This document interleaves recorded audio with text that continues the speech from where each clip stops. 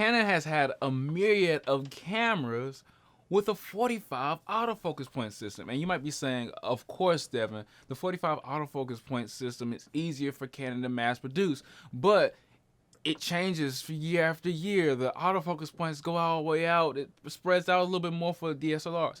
Think about this. When the mirrorless cameras came out from Sony, they pushed those autofocus points all the way out to the edges, which means it can track all the way across the screen. You're no longer forced to focus and recompose every time you take a shot.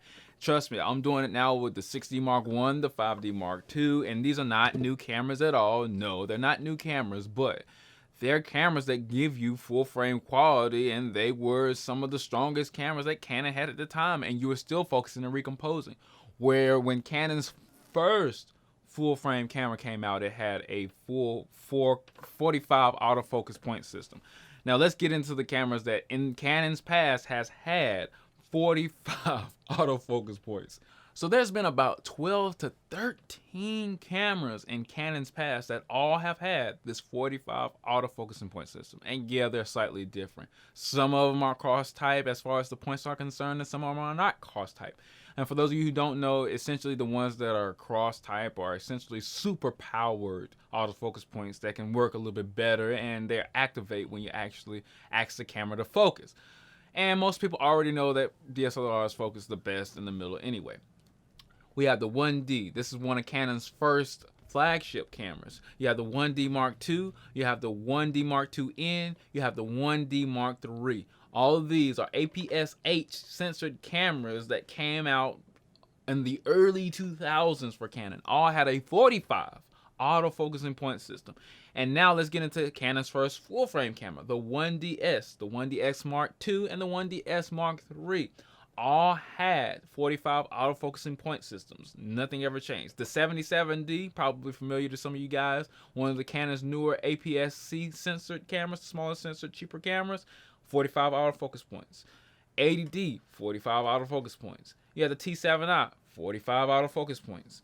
The 6D Mark II, 45 autofocus points. And the 90D also have 45 autofocusing points. So I'm not saying this is a horrible thing for Canon. Of course, you want to improve on some things, but when you're selling a camera, you're pretty much selling it on the specs, especially for people who know how to really use cameras.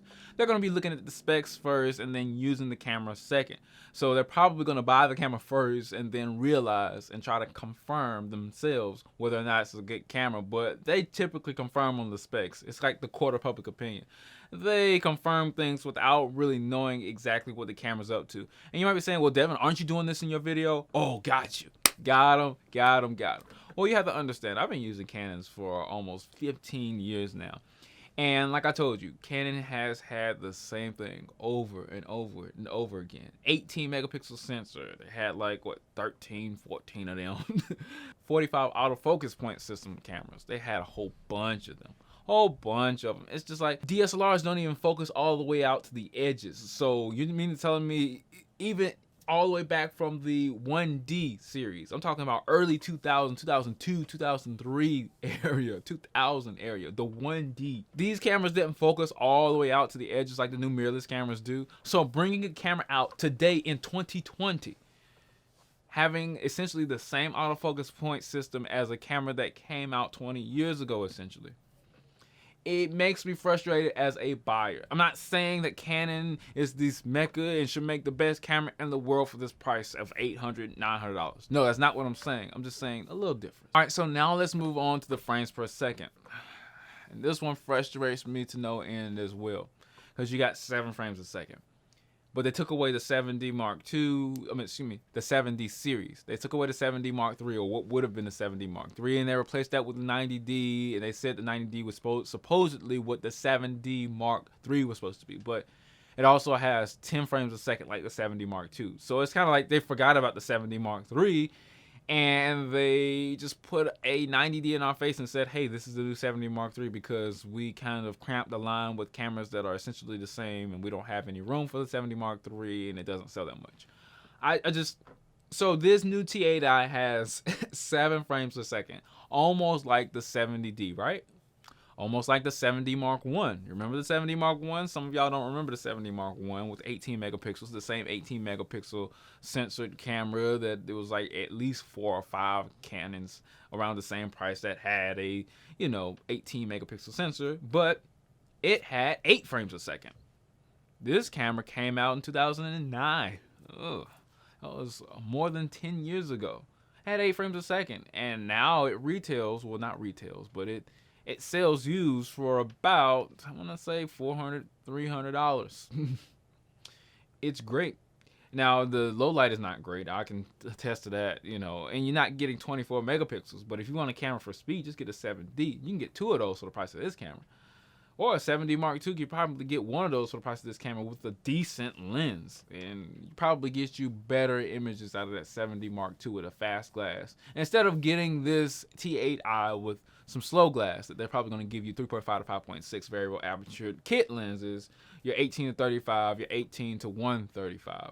STM lenses that are probably on their version 3 at this point, but they're still slow glass, so they're gonna cap off that image quality. So you're thinking you're buying into Canon for your new cameras, and then you get a capped off lens with slow lens. But going back to 7 frames a second, it's been done already. I mean, I'm glad that the T series has now gotten it, and yes, it's overdue. They should have been gotten it because the T series, T Rebel, T6I, T7I, they evolved pretty much have had the same focus point system, not focus point system, but they pretty much had the same frames per second, whether it be 4 or 5 frames per second. The only cameras that really changed the frames per second for the T Rebel TI series is the T6S, T6I, and the T7I. But the T4I, T5I, T3I, T2I, T1I essentially had the same frames per second, whether it be 4 or 5 frames per second, which is not that big of a difference.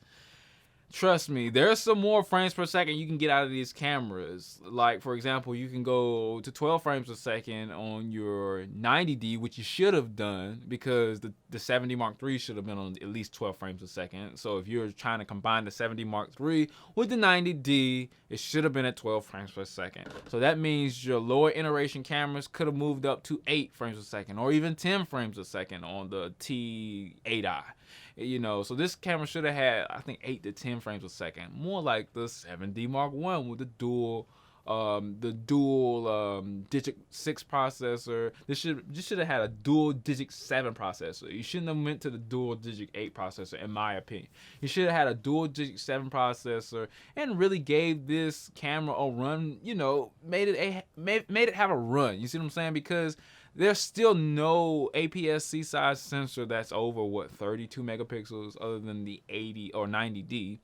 But you don't want to stomp on a 90D just because they didn't go high enough with the 90D.